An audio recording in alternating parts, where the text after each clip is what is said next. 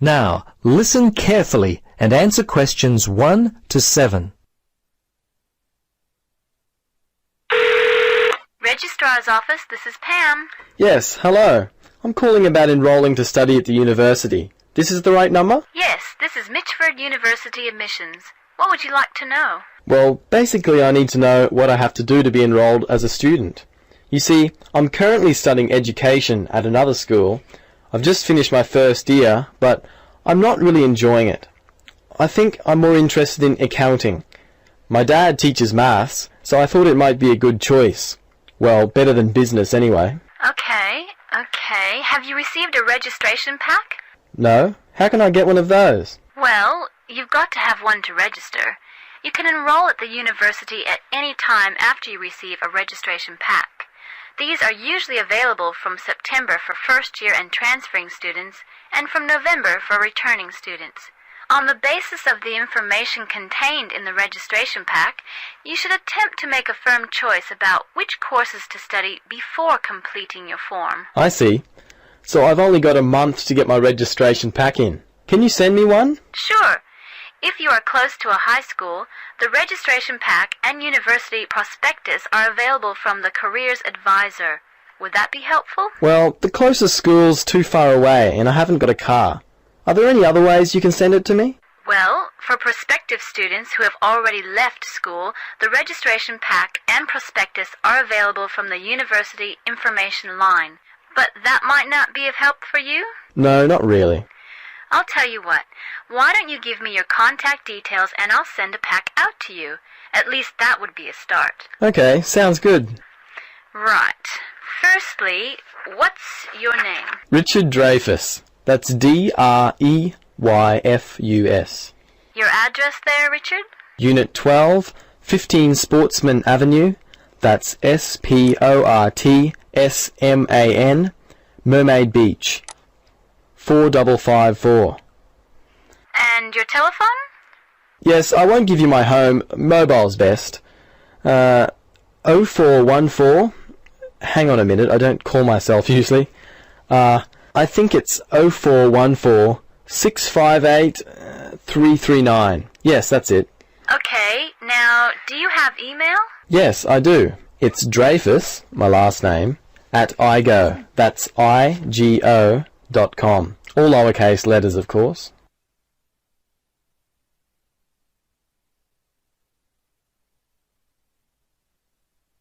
Now listen carefully and answer questions 8 to 10.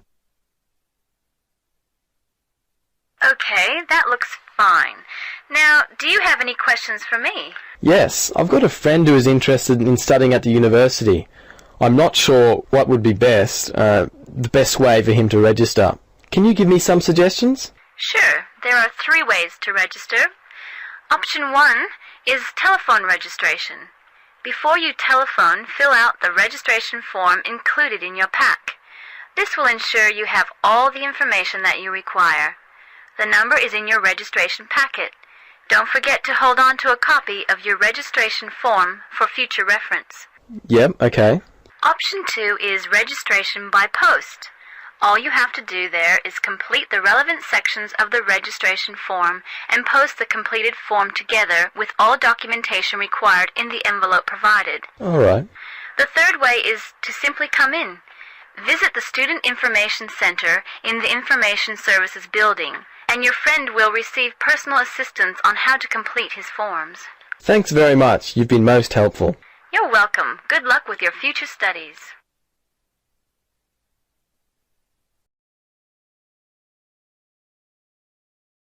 Now, listen carefully and answer questions 11 to 16. Good afternoon. Hello. How can I help you? I'd like to make a transfer, please. You want to transfer some money? That's fine. Let me just bring up some details. Right, here we are. Can you tell me your name, please? It's Alice Deltour. Okay, and your date of birth? 20th of February 1982. Right, and for security, can I have the first letter of your password? It's V. And the 5th letter? That's F. Fine. Now, where do you want to make the transfer to and from? I'd like to send money from my current account abroad. Which country are you sending it to? To China.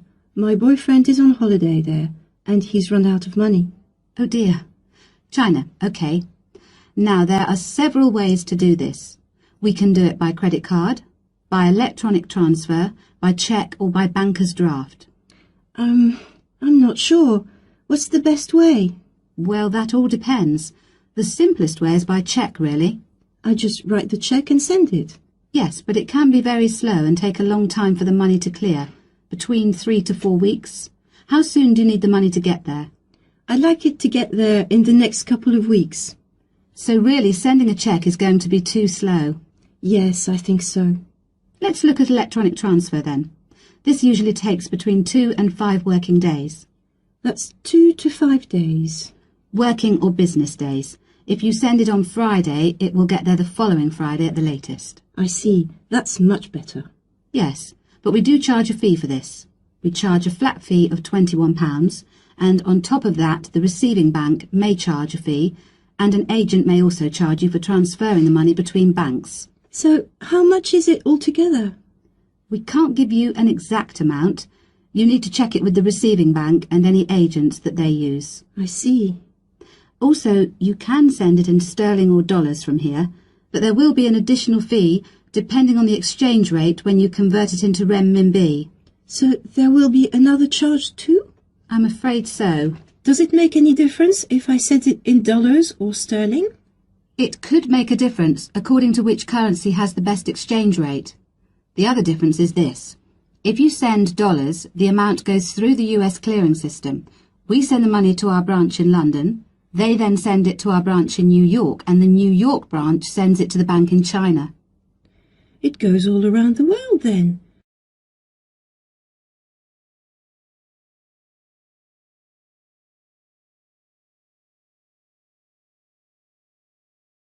Now listen and answer questions 17 to 20.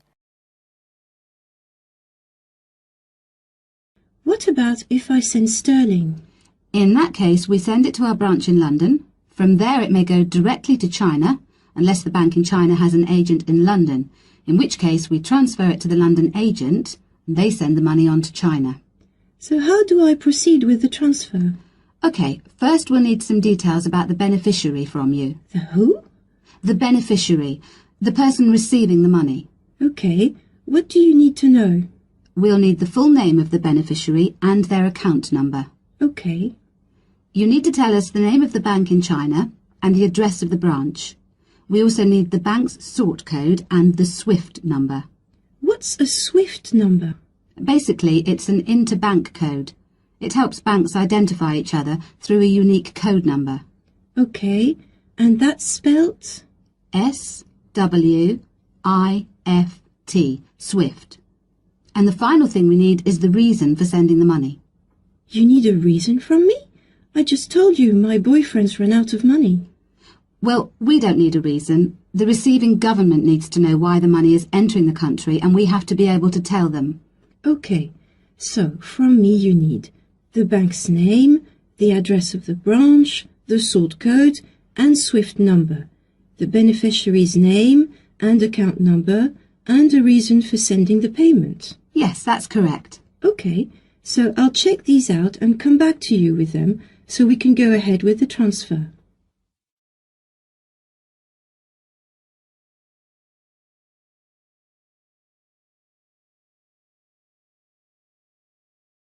Now listen carefully and answer questions 21 to 25. Professor Pite, as a young scientist in Antwerp, you were part of the team that discovered the Ebola virus in 1976. Can you tell how did it happen? I still remember. Some day in September, a pilot from Sabina Airlines brought us a shiny blue thermos and a letter from a doctor in Kinshasa, in what was then Zara in the thermos. He wrote there was a blood sample from a Belgian nun who had recently fallen ill from a mysterious sickness in Yambuku, a remote village in the northern part of the country. He asked us to test the sample for yellow fever. These days, Ebola may only be researched in high-security laboratories. How did you protect yourself back then? We had no idea how dangerous the virus that we were dealing with was. And there were no high-security labs in Belgium back then. We just wore our white lab coats and protective gloves. When we opened the thermos, the ice inside had largely melted and one of the valves had broken. Blood and glass shards were floating in ice water. We fished the other, intact test tube out of the slop and began examining the blood for pathogens using the methods that were standard at the time. But the yellow fever virus apparently had nothing to do with the nun's illness. No, and the test for Lassa fever and typhoid fever were also negative. What then could be? Our hopes were dependent on being able to isolate the virus from the sample. To do so, we injected it into mice and other lab animals. At first, nothing happened for several days. We thought that perhaps the pathogen had been damaged from insufficient refrigeration in the thermos. But then, one animal after the next began to die. We began to realize that the sample contained something quite deadly. But you continued. Other samples from the nun who had just died arrived from Kinshasa. When we were just about able to begin examining the virus under the electron microscope, the World Health Organization entrusted us to send all of our samples to a high-security lab in England. But my boss at the time wanted to bring our work to a conclusion no matter what. He grabbed a vial containing virus material to examine it, but his hand was shaking and he dropped it on a colleague's foot. The vial shattered. My only thought was, oh shit! We immediately disinfected everything, and luckily our colleague was wearing thick leather shoes. Nothing happened to any of us.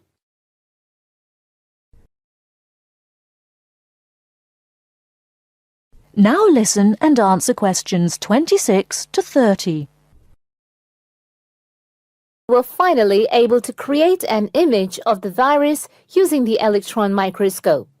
Yes, and our first thought was, what the hell is that? The virus that we'd spent so much time searching for was a very big, long, and worm-like. It had no similarities with yellow fever. Rather, it looked like the extremely dangerous Marburg virus, which, like Ebola, causes a hemorrhagic fever. In the 1960s, the virus killed several laboratory workers in Marburg, Germany. Were you afraid at that point? I knew almost nothing about the Marburg virus at the time.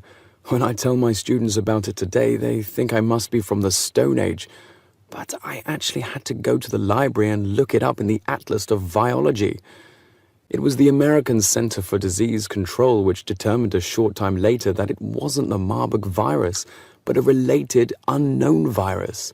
Hundreds of people had already succumbed to the virus in Yambuku and the area around it. You were also the one who gave the virus its name. Why Ebola? On that day, our team sat together till late into the night. We had a couple of drinks discussing the question. We definitely didn't want to name the new pathogen Yambuku virus, because that would have stigmatized the place forever. There was a map hanging on the wall, and our American team leader suggested looking at the nearest river and giving the virus its name. It was the Ebola River. So by around 3 or 4 in the morning, we had found a name. But the map was small and inaccurate. We only learned later that the nearest river was actually a different one. But Ebola is a nice name, isn't it?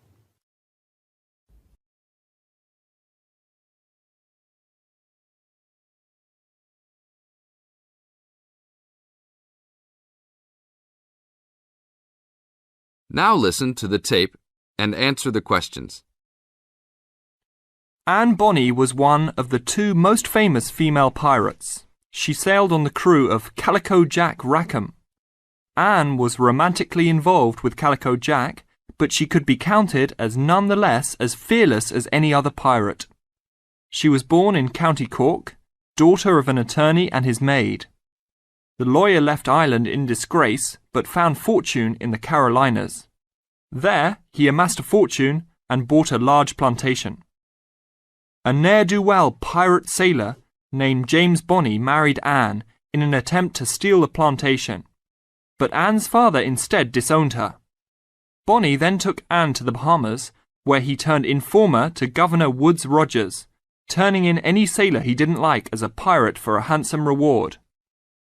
Anne quickly grew to dislike her spineless husband and quickly caught the eye of one Calico Jack Rackham, a pirate of some renown. Governor Rogers had recently passed an amnesty for pirates, which left Bonney out of work. The admiration between Anne and Calico was mutual. Calico Jack was a handsome man who knew how to spend money as well as steal it. Anne was a well-endowed lass with a fiery spirit and a temper that matched that of any man. In any event, Calico offered to buy Anne from Bonney, but Bonney instead took the matter up with Governor Rogers, who said that Anne was to be flogged and returned to her true husband. That night, Calico and Anne slipped out in the harbour, stole a sloop, and began a life of piracy together.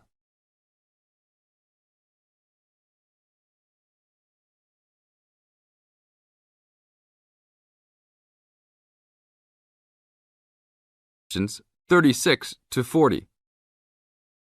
Anne fought in men's clothing, was an expert with pistol and cutlass, and considered as dangerous as any male pirate. She was fearless in battle, and often was a member of any boarding party. In October of 1720, retribution was close at hand.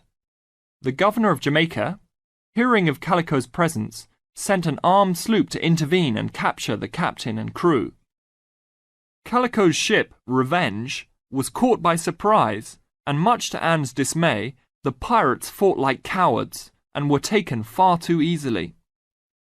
Anne and Mary Read were also captured, but, upon capture, confessed their sex and pleaded to be tried separately after they gave birth. Both women were pregnant at the time. Both received separate trials from the men, but were still sentenced to hang. Mary Read escaped the hangman by dying from fever while in jail.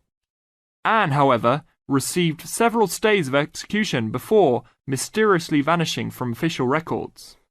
It is believed that her father, who had contacts in the island, forgave his daughter for her acts and ransomed her back to the Carolinas, where she assumed a new name and a new life.